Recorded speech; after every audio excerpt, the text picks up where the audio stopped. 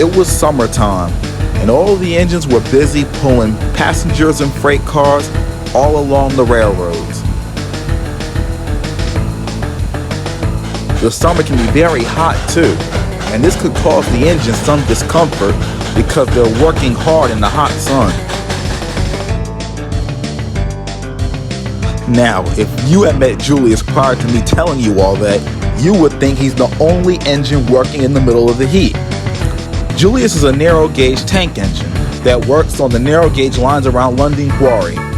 He was a hard worker, don't get me wrong, but he hated the summer heat, and up at the quarry it was even hotter. A heat wave had arrived too, and was making work even harder for Julius.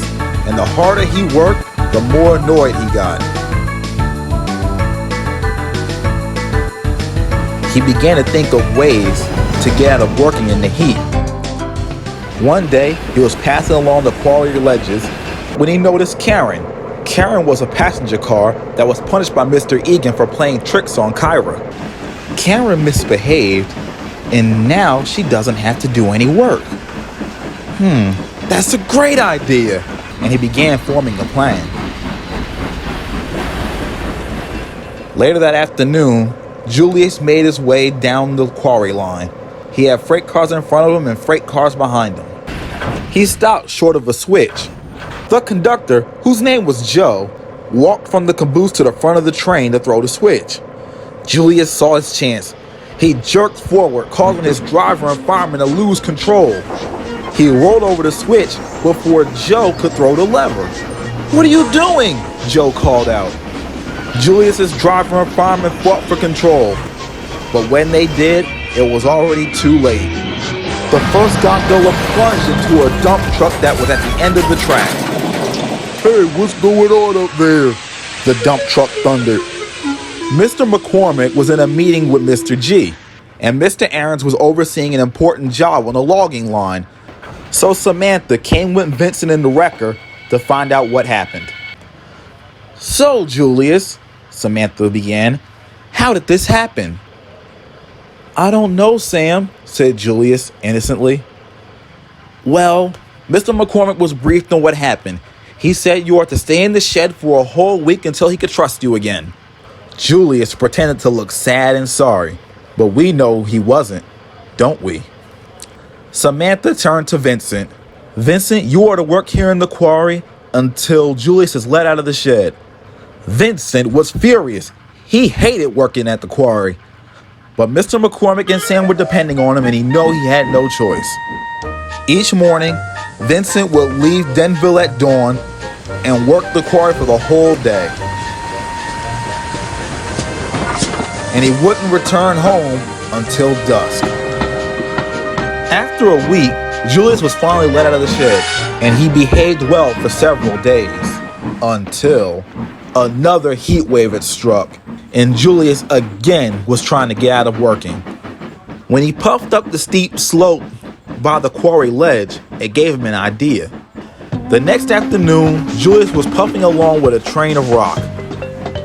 He began to purposely slow down when he got to the slope.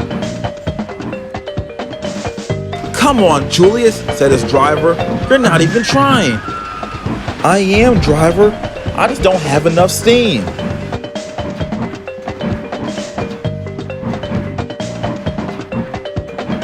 Julius then came to a stop, halfway up the hill. As his crew was about to get out to examine him, Julius jerked violently backwards, breaking the coupling on the rock cars. They rolled backwards a ways. Lucky for them, Joe was a quick thinker. He quickly applied the caboose brakes and brought the car safely to a stop. After that incident was reported, Mr. McCormick, Sam, and Mr. Aarons thought Julius might be mechanically defective. So again, poor Vincent was sent to the quarry, and Lewis took Julius to Harmon Works. Lewis left him there to go take his next train. Julius smiled. "Now I get to be out of work for another couple of days," he said to himself. "I can keep doing this forever just to get out of work." Julius thought he was alone, but he wasn't. Unbeknownst to him, In the carriage works was Larry. He had heard everything. And after he finished his last job, he immediately told the Denville and Western engines and the managers. That little sneak, snapped Vincent. Wait till I get my coupler on him. I actually felt sorry for him when I took him to the works, rumbled Lewis. First thing in the morning, said Mr. McCormick, I'm gonna go yell at him. Wait a minute, said Sam. Not right away. I have a better idea. The next day, Julius was surprised to see Larry approaching him with a flat car. What's this? Julius said. Am I getting a lift back to Denville? No, you're not getting a lift back to Denville, said Samantha. Then where am I going? Julius asked. The scrapyard, said Mr. McCormick. Julius gasped. The scrapyard? He couldn't believe what they had said. But why? You've caused too much trouble, said Mr. McCormick. But I've only had 2 accidents since I've worked for you, sir, Julius replied. That's 2 accidents too many, Sam added. We can't have that on our railroad. I'm pretty sure Mr. G would agree, wouldn't he, Mr. McCormick? Sam said, turning to Mr. McCormick. Oh, yes, indeed, Mr. McCormick replied. Julius was nearly in tears. Please don't send me to the scrapyard. I still have a lot of working life left in me. I don't want to be scrapped. Fine, said Samantha at last. If you can give us one good reason not to take you to the scrapyard to be broken up, then we'll forget the whole thing, said Samantha, quickly correcting herself because she almost uttered the word scrap. Julius, without hesitation, quickly admitted how he had misbehaved on purpose just to get out of working.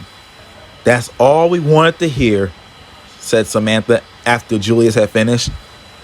What do you mean? Asked Julius. We already knew you were faking it, Mr. McCormick answered. Larry here heard you admit it yesterday.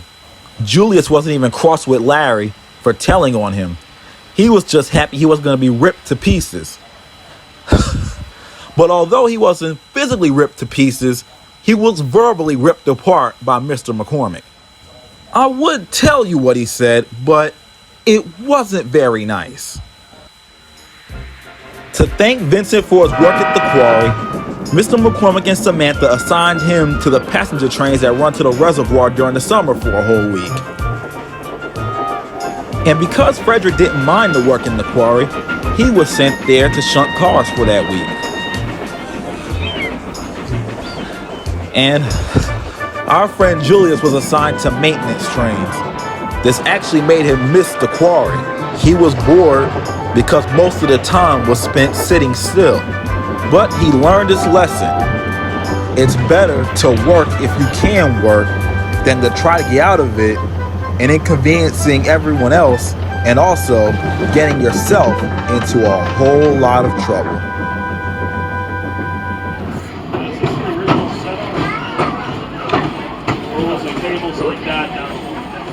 So we call it Dumb and Dumber. It's John Samar. It's the NS crew. Yeah, so they stop. Watco takes care of all Phillips 66's other plants. All of them. And we were the only one that Watco didn't do. And